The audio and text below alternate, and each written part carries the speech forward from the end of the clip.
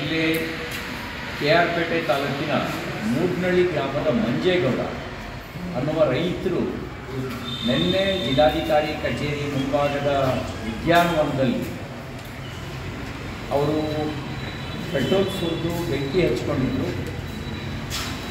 ದುರ್ದೈವ ಸಂಗತಿ, ಆಸ್ಪತ್ರೆಯಲ್ಲಿ ಅವರು ನಿಧನರಾಗಿದ್ದಾರೆ. ಅವರು ಒಂದು ಎತ್ತಿರುವಂಥ ಪ್ರಶ್ನೆ ಏನು ಅಂತಂದರೆ, ಅವರ ಪಿತ್ರಾರ್ಜಿತ ಜಮೀನು ಆಶ್ರಯ ಬಡಾವಣೆಗಾಗಿ ತೆಗೆದುಕೊಂಡಿದ್ರಂತೆ. ಪರ್ಯಾಯ ಜಮೀನನ್ನು ತೋರಿಸಿದ್ರಂತೆ. ಆ ಜಮೀನು ಅರಣ್ಯ ಇಲಾಖೆ ಉಳುಮೆ ಮಾಡಲಿಕ್ಕೆ ಬಿಡಲಿಲ್ಲ ಅನ್ನುವಂಥ ಒಂದು ಪ್ರಶ್ನೆಯನ್ನು ಮುಂದಿಟ್ಟಿದ್ದಾರೆ. ಇನ್ನೊಂದು, ತಹಸೀಲ್ದಾರ್ ಕಚೇರಿಗೆ ದೂರು ಕೊಟ್ವಿ, ಸ್ಪಂದನೆ ಆಗಲಿಲ್ಲ. ಜಿಲ್ಲಾಧಿಕಾರಿ ಕಚೇರಿಗಳನ್ನು ಸಂಪರ್ಕಿಸೋದಕ್ಕೆ ಪ್ರಯತ್ನ ಪಟ್ವಿ, ಒಳಗಡೆಗೆ ಭೇಟಿಗೆ ಅವಕಾಶ ಕೊಡಲಿಲ್ಲ ಅಂತಕ್ಕಂಥ ಮಾತನ್ನು ಅವರು ಡೈಯಿಂಗ್ ಡಿಕ್ಲರೇಷನ್ ಅಂದರೆ ಸಾಯುವ ಸಂದರ್ಭದಲ್ಲಿ ಅವರು ಹೇಳಿಕೆ ಕೊಟ್ಟಿದ್ದಾರೆ.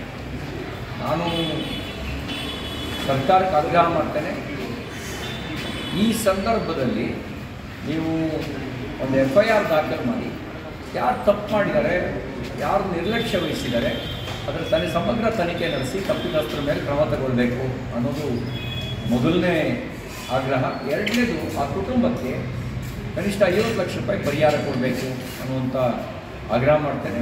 ಮೂರನೇದಾಗಿ, ನ್ಯಾಯಾಂಗ ತನಿಖೆ ನಡೆಸಿ ಸಮಗ್ರವಾಗಿ ಇದರಲ್ಲಿ ಏನು ತಪ್ಪಾಗಿದೆ, ಎಲ್ಲಿ ತಪ್ಪಾಗಿದೆ ಅನ್ನೋದು ನ್ಯಾಯಾಂಗ ತನಿಖೆ ನಡೆಸಿ. ರೈತರ ಆತ್ಮಹತ್ಯೆಯಲ್ಲಿ ಕರ್ನಾಟಕ ಈಗಾಗಲೇ 2ನೇ ಸ್ಥಾನದಲ್ಲಿದೆ. ಸಾರ್ವಜನಿಕವಾಗಿ ಪೆಟ್ರೋಲ್ ಹಾಕೊಂಡು ಬೆಂಕಿ ಕೊಟ್ಕೊಳ್ತಾರೆ ಅಂದರೆ ಎಂಥ ಒಂದು ಹತಾಶ ಸ್ಥಿತಿಗೆ ಆ ರೈತ ಬಂದಿರ್ಬೋದು. ರೈತರಿಗೆ ಆತ್ಮವಿಶ್ವಾಸ ತುಂಬಬೇಕಾದಂಥ ಜವಾಬ್ದಾರಿ ಸರ್ಕಾರದಿದೆ. ಮೊದಲಲ್ಲಿ ಬೆಳಗಾವಿ, ಚಿಕ್ಕೋಡಿ, ವಿಜಯಪುರ, ಬಾಗಲಕೋಟೆ, ಉತ್ತರ ಕನ್ನಡದಲ್ಲಿ FRP ನಿಗದಿ ಮಾಡಬೇಕು. ಕೇಂದ್ರ ಸರ್ಕಾರ ಈಗಾಗಲೇ ಟನ್ನಿಗೆ 3,550 ರೂಪಾಯಿ FRP ಡಿಕ್ಲೇರ್ ಮಾಡಿದೆ. ಅದನ್ನು ಇಲ್ಲಿಯ ಕಬ್ಬು ಕಾರ್ಖಾನೆಗಳು ಕೊಡುವಂತೆ ನೋಡ್ಕೊಳ್ಬೇಕು ಅನ್ನುವಂಥದ್ದು ರೈತರ ಬೇಡಿಕೆ. ಸರ್ಕಾರಕ್ಕೆ ಇಂಟೆಲಿಜೆನ್ಸ್ ಇದೆ. ರೈತರು ಯಾವ ವಿಷಯಕ್ಕೆ ಬೀದಿಗೆ ಬರ್ತಾರೆ ಅನ್ನೋದನ್ನು ತಿಳಿದೇ ಸ್ಪಂದಿಸಬೇಕಾಗಿತ್ತು.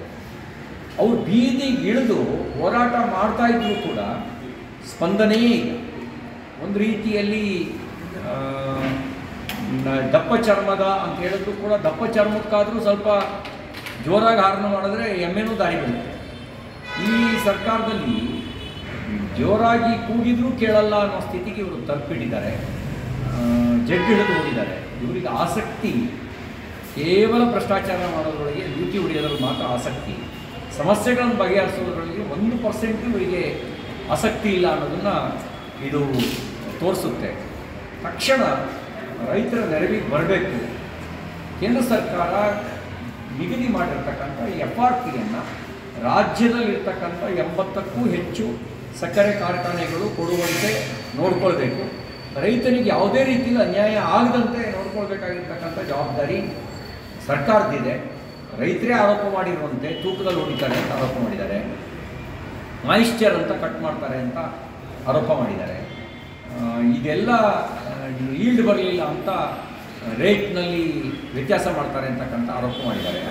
ಈ ಎಲ್ಲ ಆರೋಪದ ಹಿನ್ನೆಲೆಯಲ್ಲಿ ಸರ್ಕಾರ ರೈತರಿಗೆ ನ್ಯಾಯ ಕೊಡಿಸಲಿಕ್ಕೆ ಬೇಕಾದಂಥ ವ್ಯವಸ್ಥೆಯನ್ನು ನಿರ್ಮಾಣ ಮಾಡಬೇಕು ಅಂತೇಳಿ ನಾನು ಮಾನ್ಯ ಮುಖ್ಯಮಂತ್ರಿಗಳಿಗೆ ಆಗ್ರಹಿಸ್ತೇನೆ.